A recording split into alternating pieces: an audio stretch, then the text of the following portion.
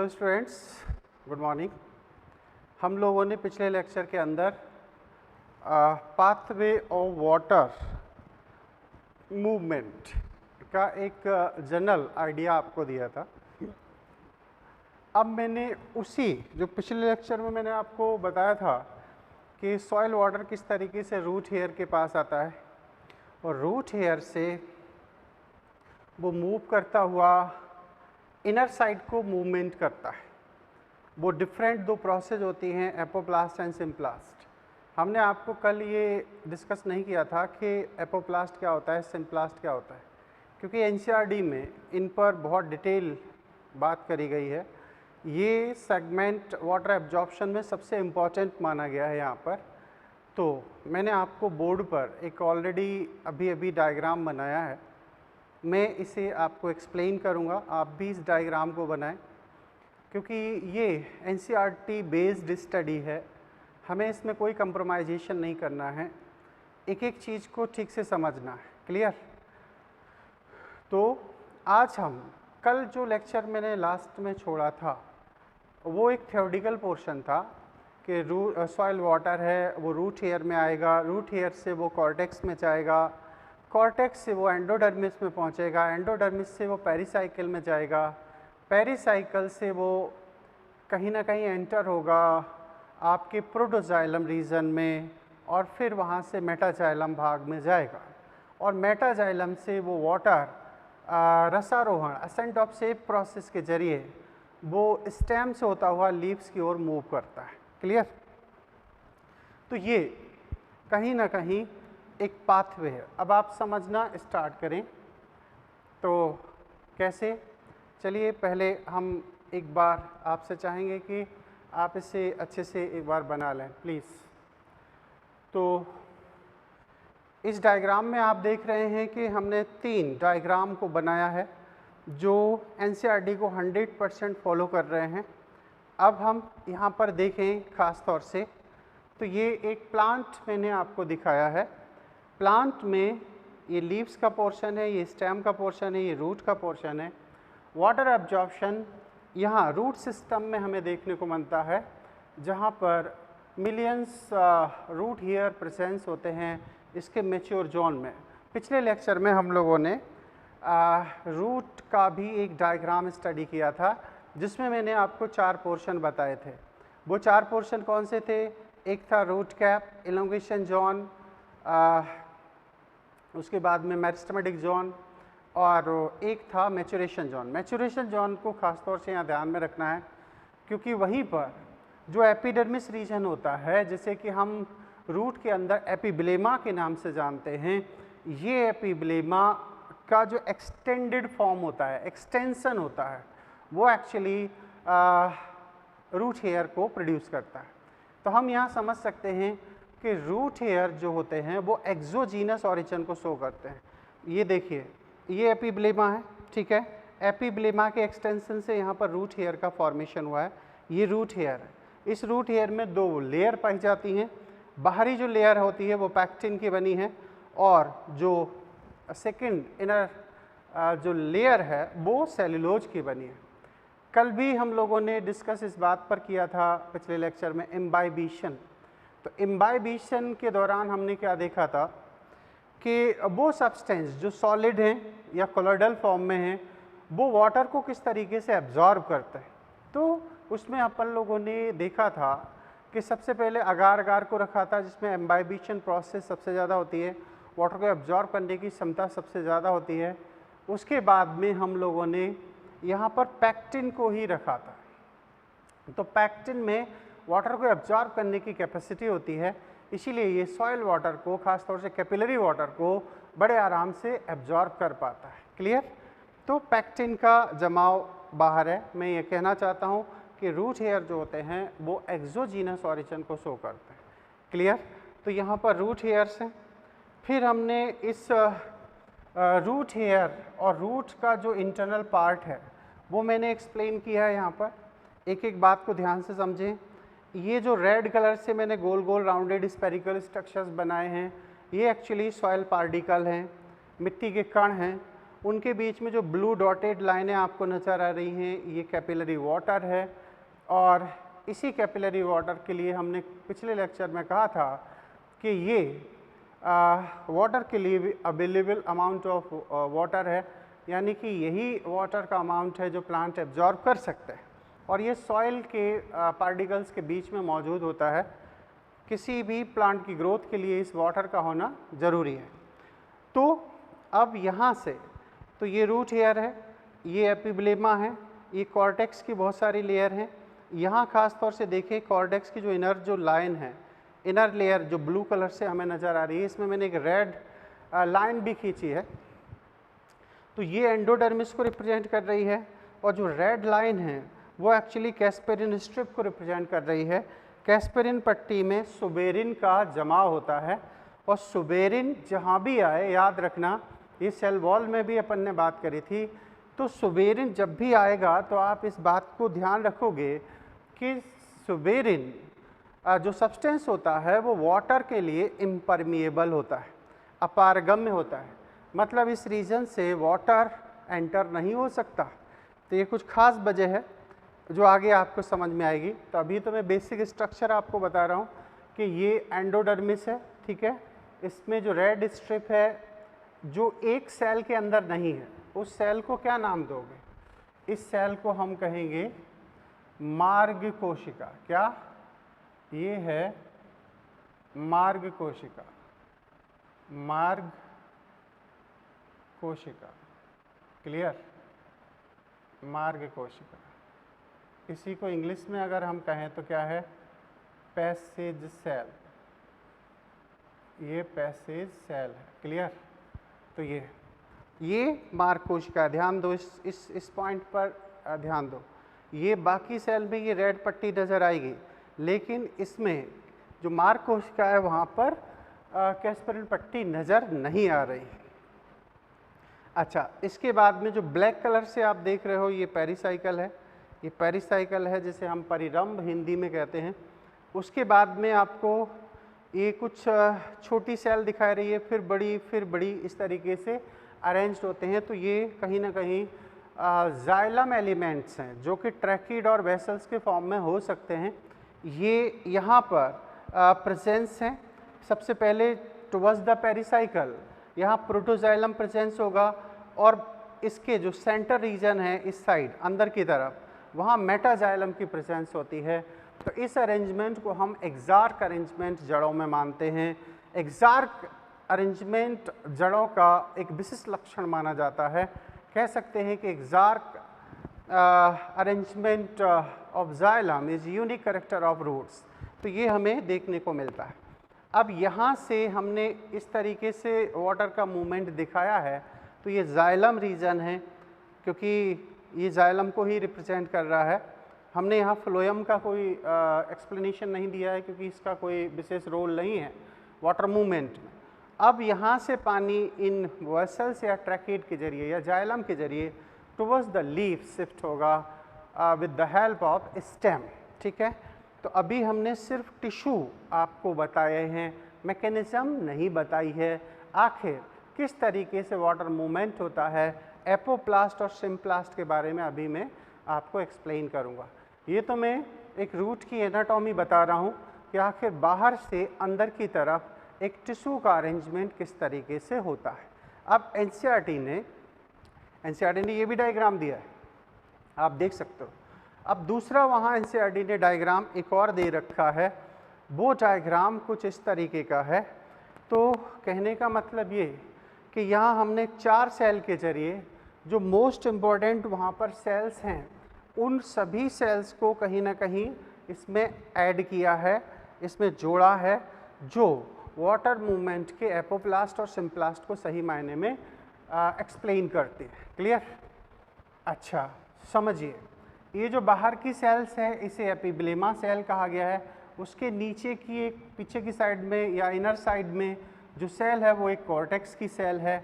उसके और inner side में यानी कि कॉर्टेक्स का सब जो इनर मोस्ट लेयर होती है, सेल होती है, वो एक्चुअली होती है एंडोडर्मिस। क्या होती है? ये एंडोडर्मिस हम देख रहे हैं। इसमें जो रेड कलर से आप देख रहे हो ये कैस्पेरिन स्ट्रिप है, कैस्पेरिन पट्टी बोली जाती है। जिसमें सुबेरिन का जमा होता है। इसके ठीक नीचे पेरिसाइकिल की सेल है और फिर लास्ट में यहाँ पर आप देख पा रहे हो ये जाइलम रीजन है जहाँ से water towards the leaves shift होगा। क्लियर? अब हम बात करेंगे कि आखिर एपोप्लास्ट और सिम्प्लास्ट मूवमेंट क्या होता है। पहले मैं तुम्हें समझाऊंगा, इस चीज़ को सही से एक्सप्लेन करूंगा और उसके बाद में हम इसके बारे में लिखेंगे भी, ठीक है। तो अब ये आप टिश्यू का अरेंजमेंट समझ गए होंगे कि ये जो स्ट्रक्चर है वो यहाँ पर है इस रूट वाले हिस्से में, और ये जो स्ट्रक्चर पूरा है इसकी जो मोस्ट इम्पोर्टेंट सेल हैं उन्हें बड़े साइज में यहाँ पर एनसीईआरटी ने भी दिखाया है और मैंने भी आपको यहाँ पर बोर्ड पर एक्सप्लेन किया है। Is that clear? तो अब क्या हो रहा है, अब हम इसमें वाटर मूवमेंट जो होता है इस जड़ के अंदर वो किस तरीके का है, तो वो दो तरीके का है। एक है एपोप्लास्ट और दूसरा है सिम्प्लास्ट मूवमेंट।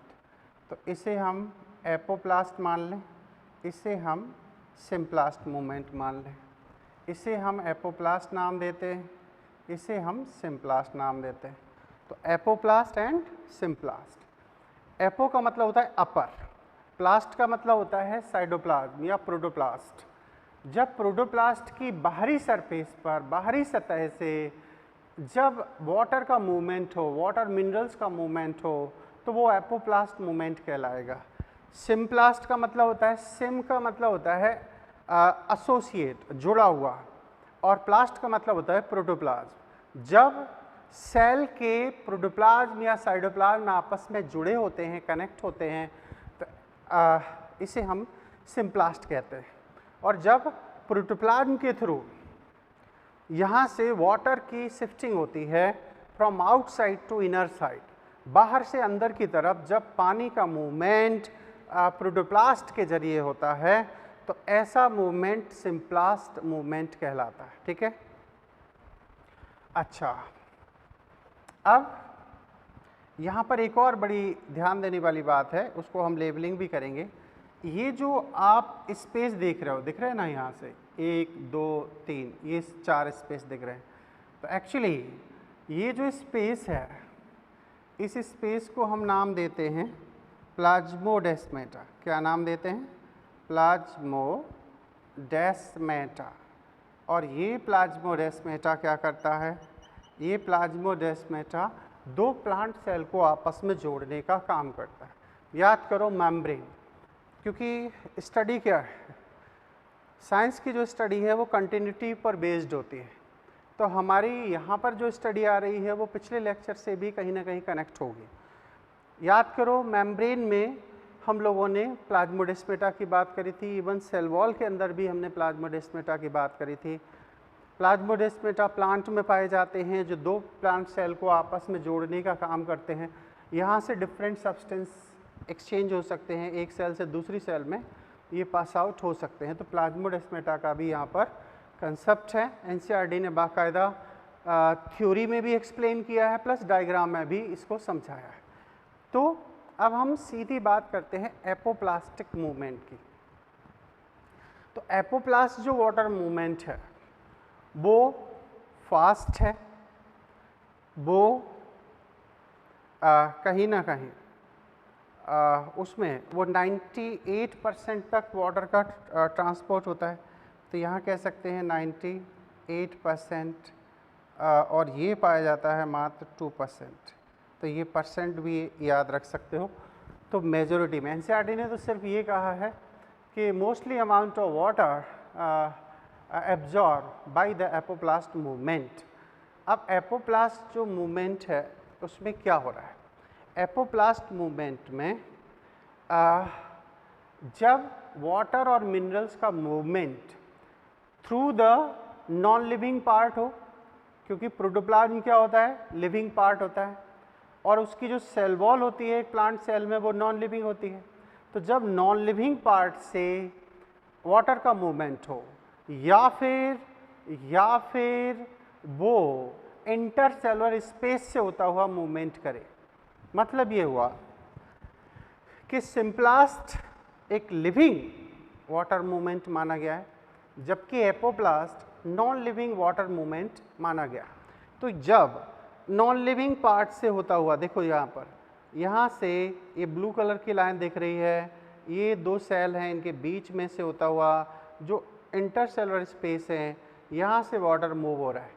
अब यहाँ से जो वाटर मूव होता है तो वो यहाँ तो एपोप्लास्ट मूवमेंट शो करता है, लेकिन इस जगह जब एंडोडर्मिस में वो पानी पहुँच जाता है, मिनरल्स पहुँच जाते हैं, तो यहाँ अब एपोप्लास्ट मूवमेंट पॉसिबल नहीं है।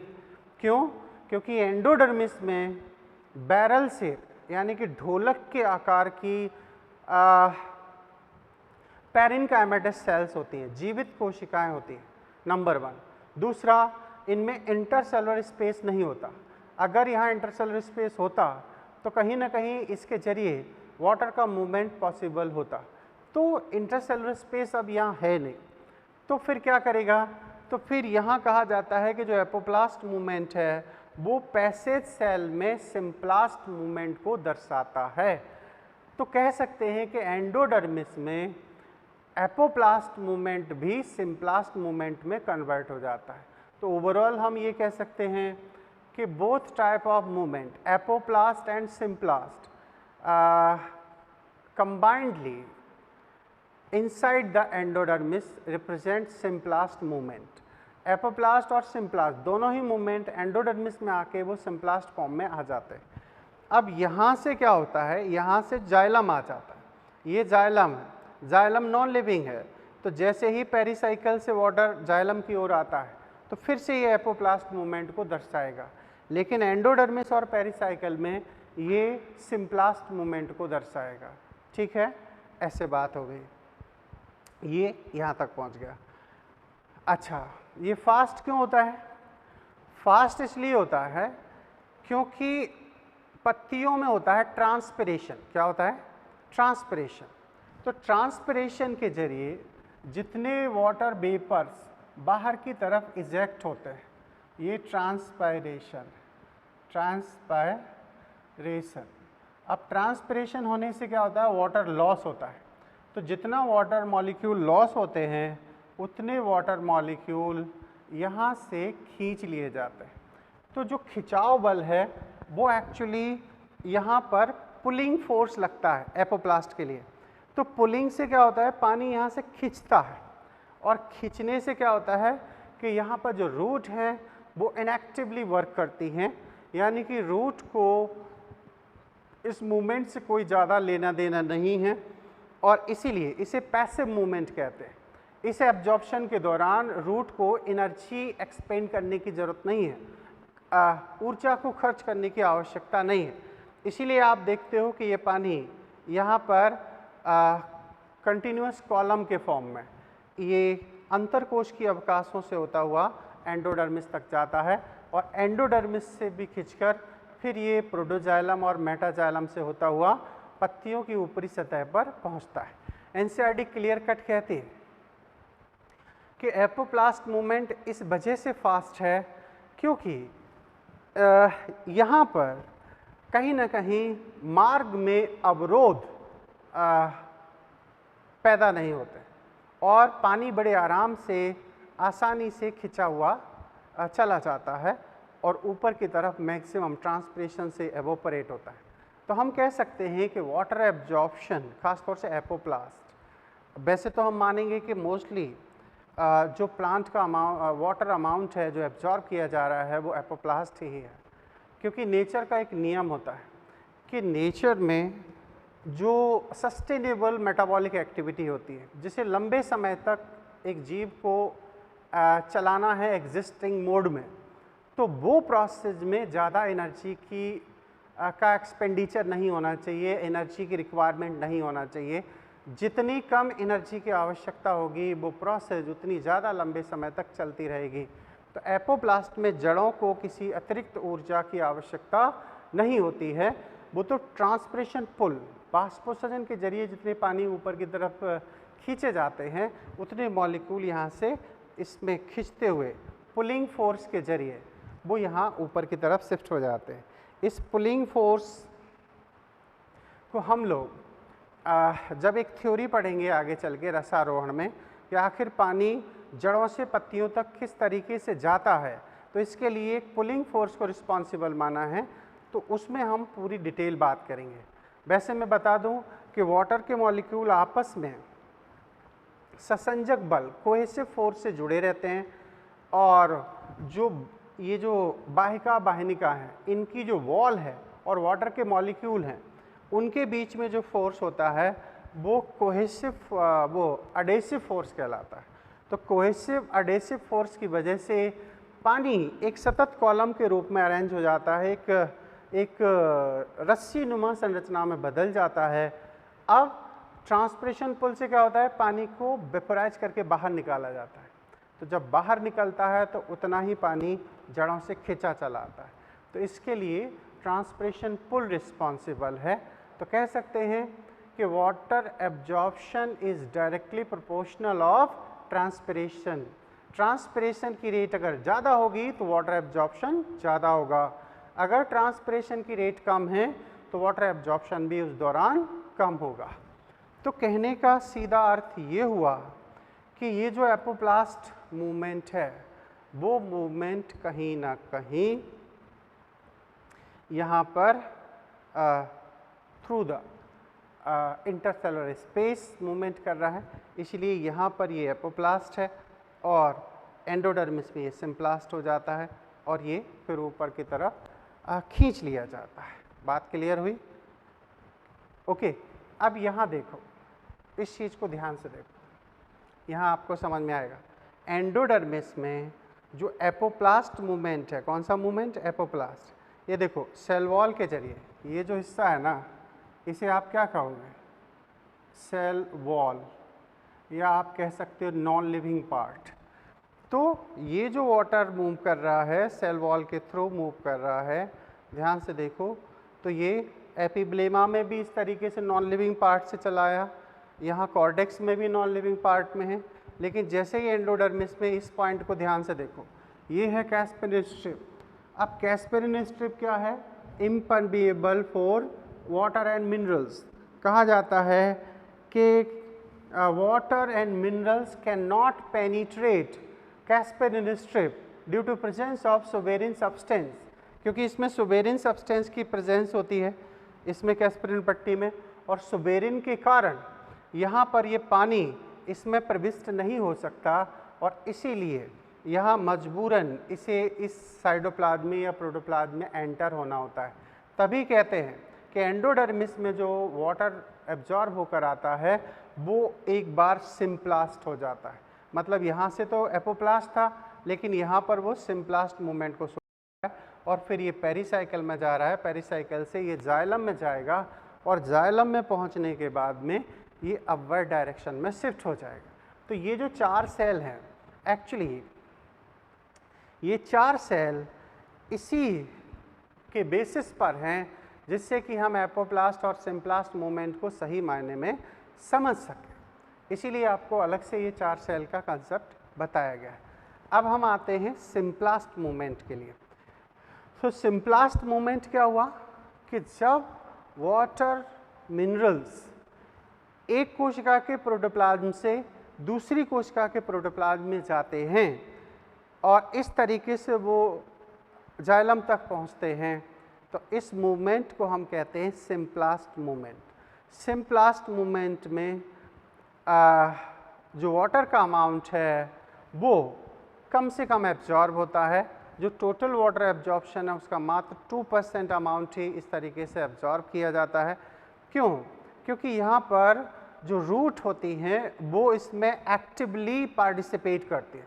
रूट का अहम रोल होता है क्योंकि ये इस रूट के लिविंग पार्ट से होता हुआ आगे की तरफ शिफ्ट होता है। अच्छा, ये स्लो मूवमेंट भी बताया गया है। स्लो मूवमेंट कैसे बताया गया है? क्योंकि यहाँ पर प्रोटोप्लाज्म या साइटोप्लाज्म एक मूवमेंट के बैरियर की तरह काम करता है।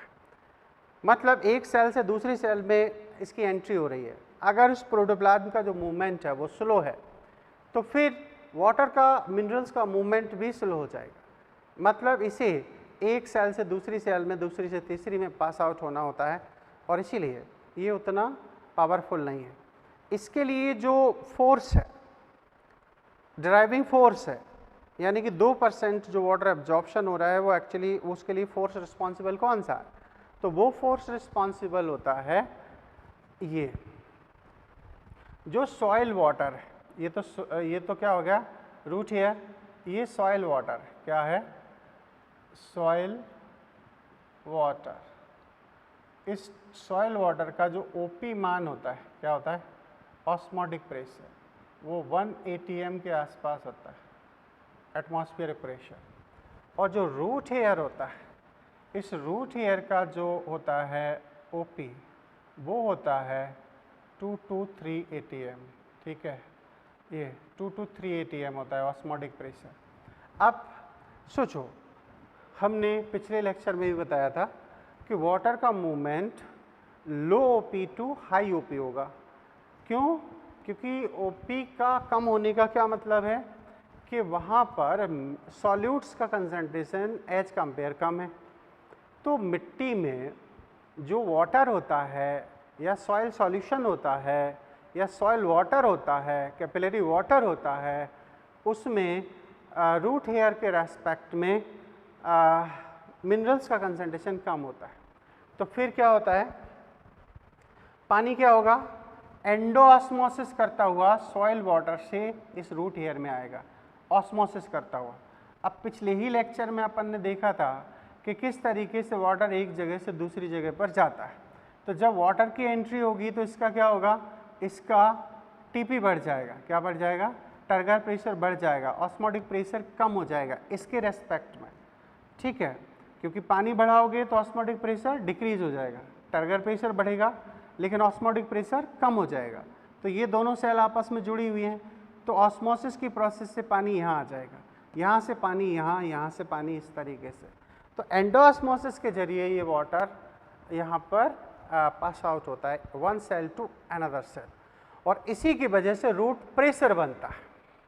इसी को हम मूल दाब कहते हैं, इसी को हम एक पुशिंग फोर्स भी कहते हैं, धक्का बल। और इस धक्का बल के जरिए पानी अंदर की तरफ शिफ्ट होता है। हम रूट प्रेशर को भी पढ़ेंगे और समझेंगे। तो आप समझ लो कि एपोप्लास्ट जो मूवमेंट है, उसमें जो वाटर एब्जॉर्ब हो रहा है, उसके लिए फोर्स है सक्शन प्रेशर, डीपीडी, या पुलिंग फोर्स, जो पत्तियों में ट्रांसपिरेशन के द्वारा उत्पन्न हुआ है। लेकिन यहाँ पर जो वाटर मूवमेंट के लिए फोर्स है, वो एक्चुअली यहाँ पर पुशिंग फोर्स है। वो ऑस्मोसिस प्रोसेस है जिसके जरिए water towards the inner surface move कर रहा है। और इसीलिए कहा जाता है कि जो छोटे छोटे हर्बेशियस प्लांट होते हैं, उनमें पानी पत्तियों तक इस पुशिंग फोर्स के जरिए या रूट प्रेशर के जरिए पहुंचाया जा सकता है। जैसे अरबी है, जैसे घास है, जैसे कुछ शाखी है, छोटे छोटे प्लांट हैं, उनमें इस पुशिंग फोर्स से थोड़ी डिस्टेंस तक पानी को पहुंचाया जा सकता है। ये बात सही है कि बहुत ज़्यादा ऊंचे लंबे पौधों में इस तरीके से वाटर को शिफ्ट करना पॉसिबल नहीं है। Is that clear? तो फिर से एक बात समझ लें कि एपोप्लास्ट जो मूवमेंट है वो फास्ट है, मैक्सिमम अमाउंट में होता है, 98% होता है। सिम्प्लास्ट स्लो है, 2% अमाउंट इसके जरिए एब्जॉर्ब होता है। एपोप्लास्ट के लिए जो ड्राइविंग फोर्स है जिसके जरिए ये एपोप्लास्ट प्रोसेस चलती है, वो एक्चुअली पुलिंग फोर्स है जो पत्तियों में जनरेट होता है और पानी को खींच लेता है। और जो आपका सिम्प्लास्ट मूवमेंट है, इसमें पुशिंग फोर्स है जो एंडोऑस्मोसिस के जरिए दर्शाया जाता है या प्रकट होता है। एपोप्लास्ट में बहुत ज़्यादा वेरिएट्स नहीं आते, लेकिन सिम्प्लास्ट में वेरिएट्स आते हैं। सिम्प्लास्ट में हमेशा पानी प्लाज्मोडेस्माटा के थ्रू एक सेल से दूसरी सेल में जाता है, लेकिन एंडोडर्मिस के अतिरिक्त एपोप्लास्ट में जो मूवमेंट हो रहा है उसमें वाटर मिनरल्स को बार बार प्लाज्मोडेस्माटा से गुजरने की ज़रूरत नहीं है।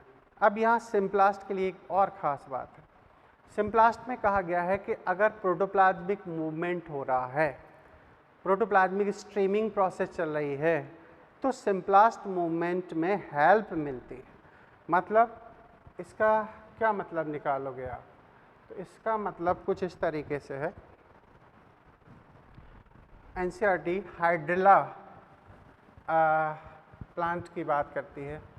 हाइड्रिला की जो सेल है उसमें इस प्रोसेस को देखा जा सकता है। क्लियर? तो कहा जाता है साइटोप्लाज्मिक स्ट्रीमिंग।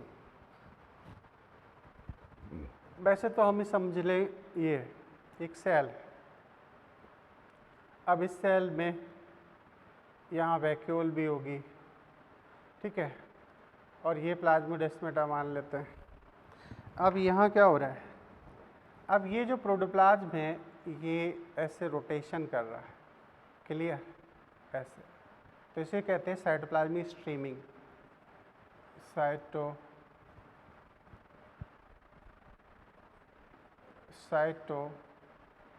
साइटोप्लाज्मिक मूवमेंट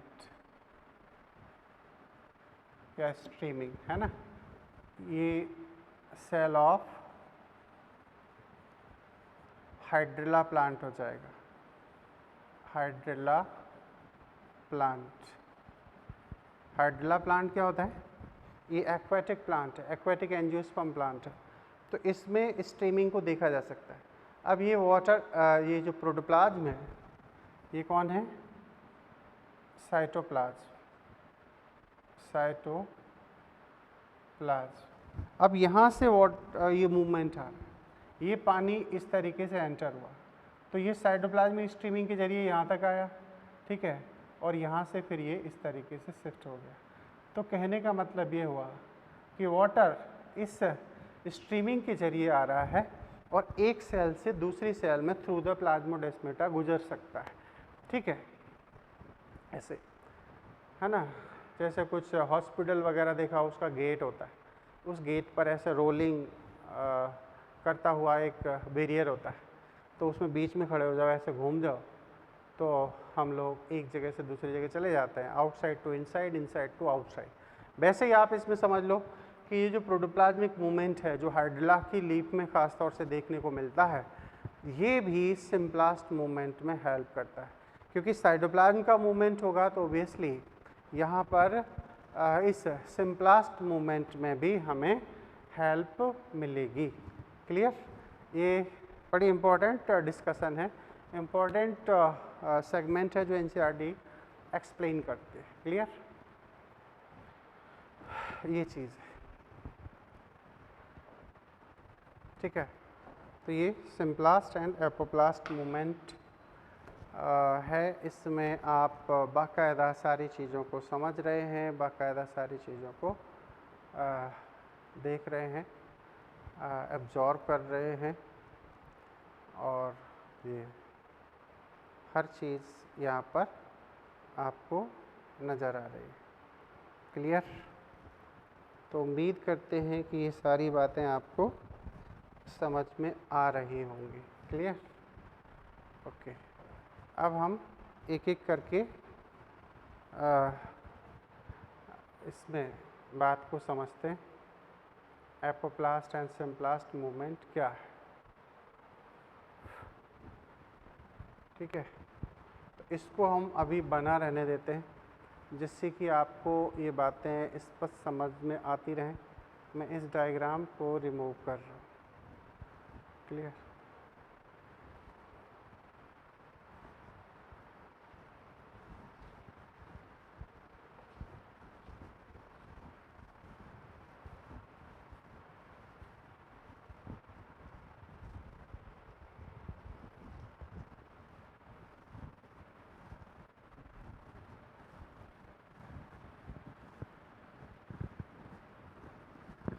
अब इसके डायग्राम आपने बना लिए होंगे, ठीक है, और हमने आपको समझा दिया, बात समझ में भी आ गई होगी। तो अब हम इनको लिखना चाहेंगे। सबसे पहला यहाँ पर एपोप्लास्ट मूवमेंट की बात करते हैं। कौन सा? एपोप्लास्ट। अब यहाँ दो चीज़ें और समझ लेते हैं। एनसीईआरटी ने कहा भी है कि जो मक्के का प्लांट होता है वो प्रतिदिन 3 लीटर वाटर को एब्जॉर्ब करता है। अच्छा, और एनसीईआरटी ने कहा है कि सरसों का जो प्लांट होता है वो अपने वज़न के हिसाब से प्रति 5 घंटे में उतना ही जल एब्जॉर्ब कर सकता है, अपने वज़न के बराबर, है ना, वेट के बराबर वो एब्जॉर्ब कर सकता है। तो ये बात समझने की एनसीईआरटी में लिखी हुई है। एपोप्लास्ट मूवमेंट की बात करें, एपोप्लास्ट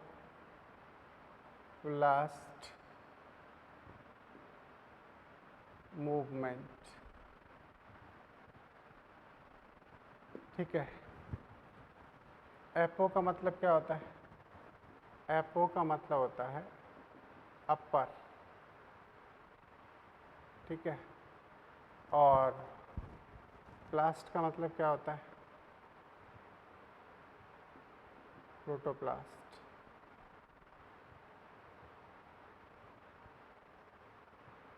प्रोटोप्लास्ट, ठीक है। तो प्रोटोप्लास्ट की जब बाहरी सरफेस पर या नॉन लिविंग पाथवे के जरिए कह सकते हैं, जब मृदीय जल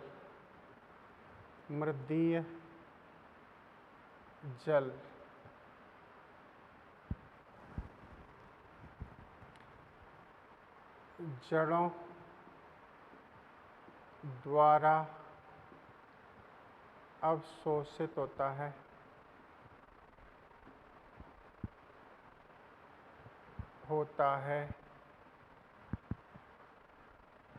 जड़ों द्वारा अवशोषित होता है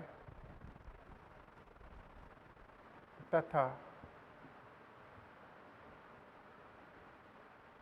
जड़ों में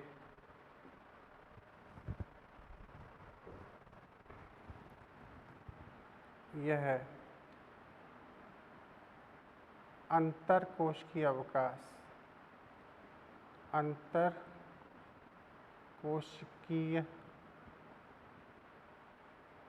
अवकाश इंटरसेलुलर स्पेस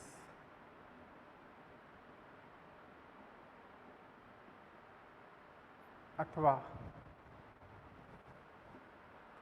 कोशिका भित्ति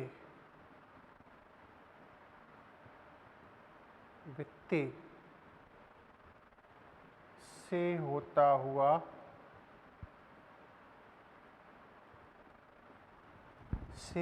हुआ अभिगमन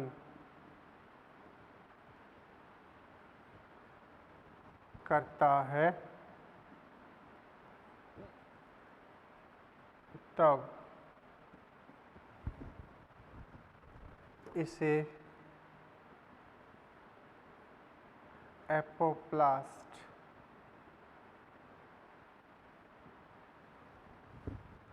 वाटर एब्जॉर्प्शन कहा जाता है।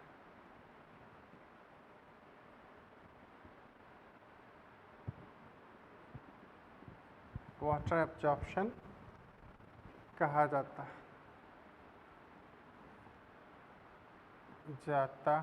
है, ठीक है। इससे संबंधित जो खास पॉइंट है उनको लिख लेते हैं। इसमें सर्वाधिक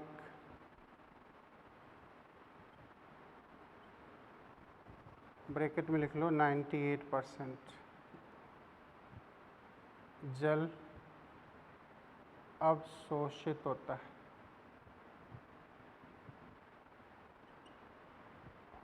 है, ठीक है।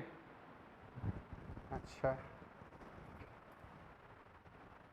नेक्स्ट पॉइंट हो जाएगा,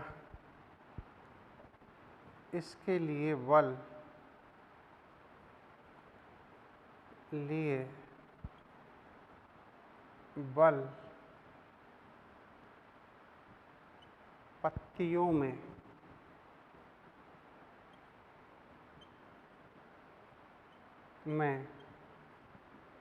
वाष्पोत्सर्जन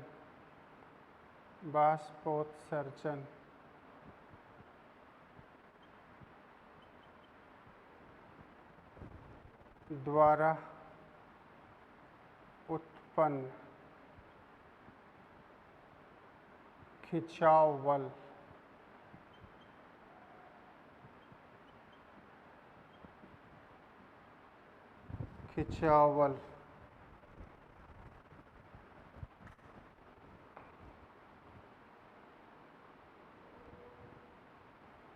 इसके लिए बल पत्तियों में वाष्पोत्सर्जन द्वारा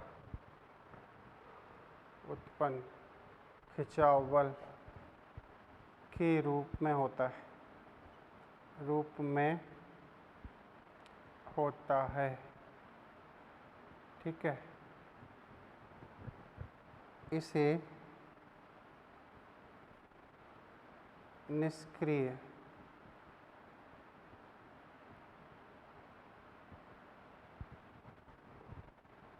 जल अवशोषण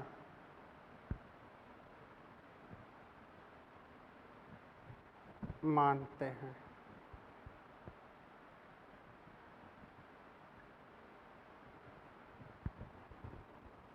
इसमें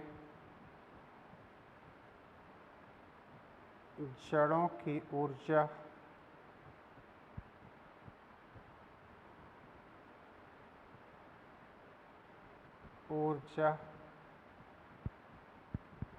एटीपी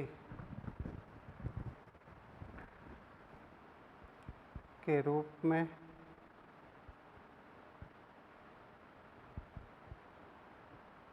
उपयोग नहीं होती।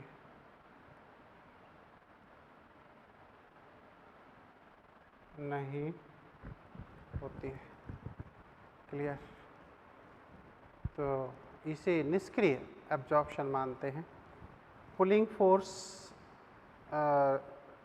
के जरिए ये प्रोसेस कंप्लीट होती है।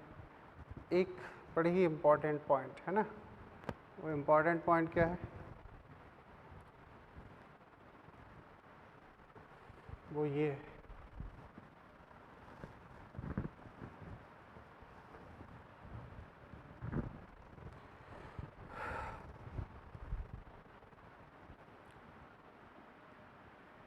यह मूवमेंट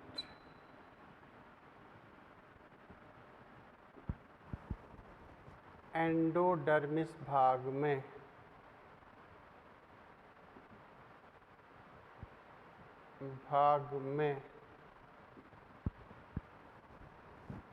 सिम्प्लास्ट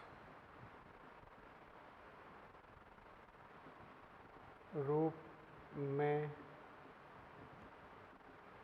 संपन्न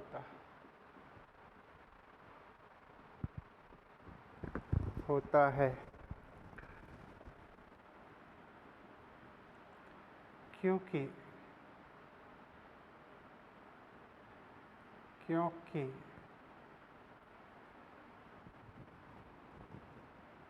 एंडोडर्मिस में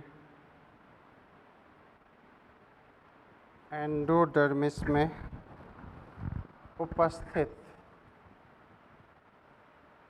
कैस्पेरियन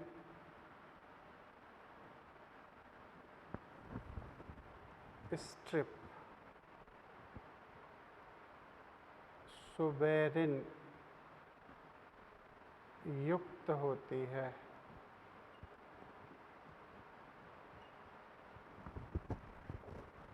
जो जल के लिए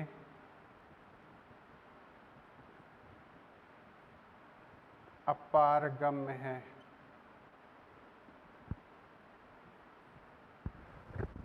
है। अतः जल खनिज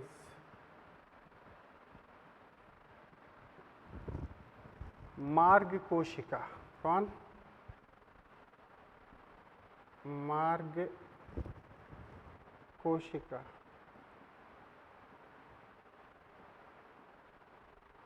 की झिल्ली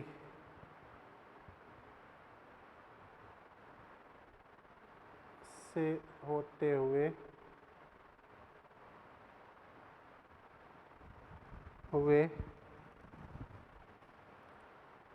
कोशिका द्रव्य में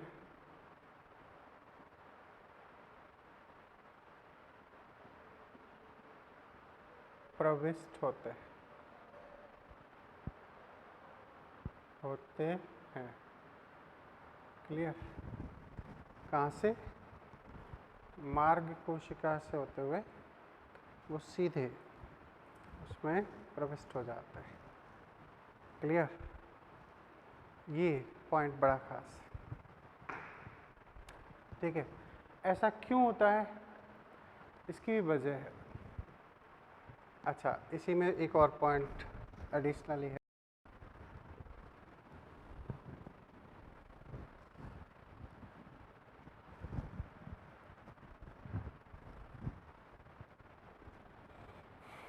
लेकिन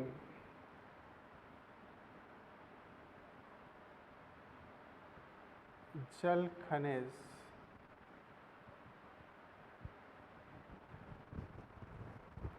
जाइलम भाग में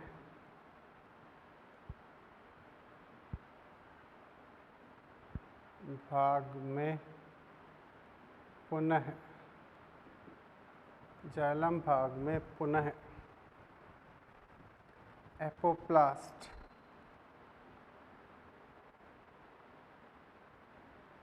मूवमेंट को प्रदर्शित करता है। ऐसे जैसे ही इसमें पहुंच जाएगा तो यहाँ ये एपोप्लास्ट मूवमेंट दोबारा से हो जाएगा। यहाँ ये सिम्प्लास्ट हुआ है, ध्यान दो। यहाँ ये वॉल से होता हुआ प्रोटोप्लाज्म में एंटर हो गया, ये साइटोप्लाज्म में एंटर हो जाता है। क्लियर? इस हिस्से को आप क्या कहोगे? प्रोटोप्लाज्म।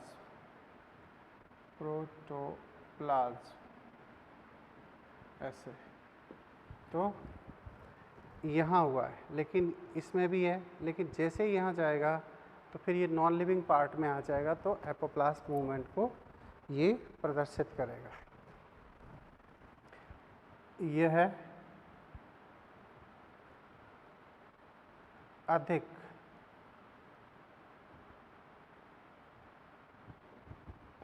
तेजी के साथ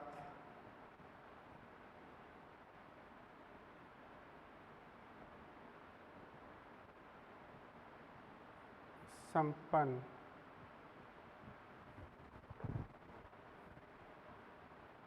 होता है, क्योंकि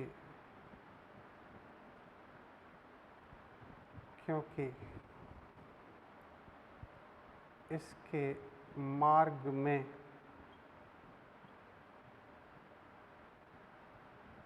बैरियर्स अवरोधक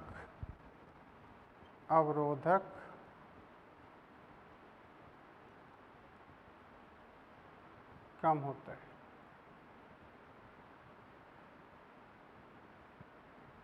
ठीक है, एक लास्ट पॉइंट और लेते हैं।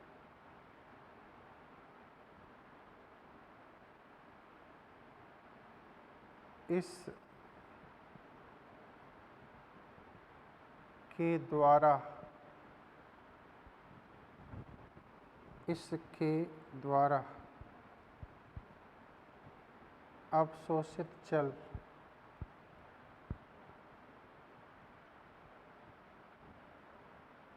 जल खनिज है ना,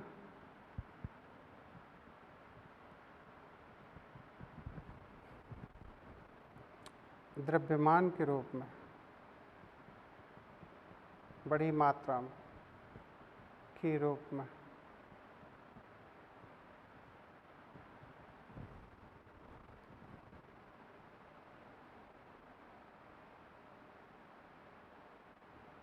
पौधों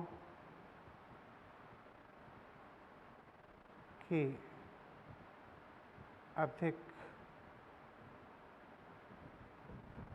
लंबाई तक जाते हैं।